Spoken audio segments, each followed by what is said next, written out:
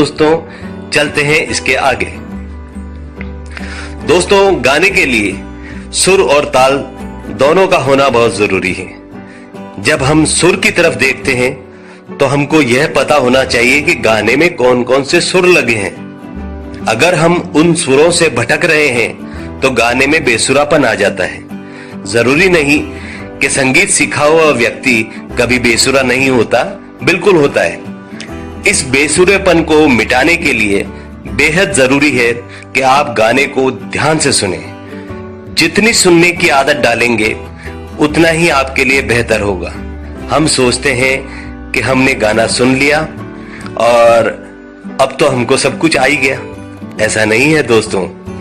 गाने को 50 बार भी सुन लोगे तब भी 51वीं बार सुनने पर उसमें कोई ना कोई नई चीज आपको मिल ही जाएगी। तो दोस्तों आज के लिए मेरा टिप है ये कि गाने को सुनते समय उसकी लयकारी, उसकी अदाकारी को ध्यान लगाकर सुने और गाने की आवाज से अपनी आवाज को थोड़ा कम रखकर उसके साथ गाएं। आपको खुद ही पता चल जाएगा कि आप कौन सा सुर लगा रहे हैं और गाने में कौन सा सुर लगा है। इस तरह से बार बार गाने को सुने और अपनी हल्की हल्की आवाज में गाने के साथ साथ गाएं। धीरे धीरे आपको सुरों का अभ्यास और सुरों की पहचान होने लगेगी। और हाँ, गाना जब भी गाएं खुले गले के साथ ही रियाज करें। गाने के लिए सबसे महत्वपूर्ण बात है कि गाना पेट से गाएं, गले से नहीं। अगर आप पेट से और खुले गले से गाएंगे तो आप गाने के साथ न्याय कर पाएंगे। कई लोगों की ये शिकायत रहती है कि गाते समय उनका सुर छूट जाता है या बेसुरापन आ जाता है। ये इसलिए होता है दोस्तों कि आपको गाने के सुरों का सही अभ्यास नहीं है। जहां गाने में सांस लेने का वक्त आता है उसके बाद, या अंतरा उठाने से पहले, या बीच में किसी म्यूजिक के बजने के बाद जब गाना उठाते हैं तब ऐसा होता है। ये बेसुरापन दूर करने के लिए आपको गाने के सुरों को गले में उतारना होगा और ये सिर्फ रियाज से ही संभव है। अगर आपको पता लगने लग जाए कि आप गाने में बेसुरे हो रहे हैं तो आप समझिए कि आपको सुर का ज्ञान हो गया है और अब बस थोड़े से रियाज की ही जरूरत है।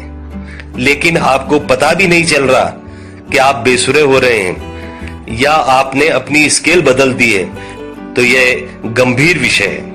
इसमें आपको रियाज की और ज्यादा जरूरत है। कुछ लोग ऐसे भी हैं जिनका सुर दो सुरों के बीच में फंस जाता है और ऐसी स्थिति को कंसुरा कहते हैं। अगर दो सुरों के बीच में आपका सुर फंस जाए तो इसमें बहुत मेहनत की जरूरत है, क्योंकि आप कंसुरे हो रहे हैं। इसलिए बेहद जरूरी है कि आप गाने को बार बार सुने और उसके साथ साथ आप भी गाएं, लेकिन हल्की आवाज में। गाना गाने के लिए दूसरा लेकिन अहम पॉइंट है ताल।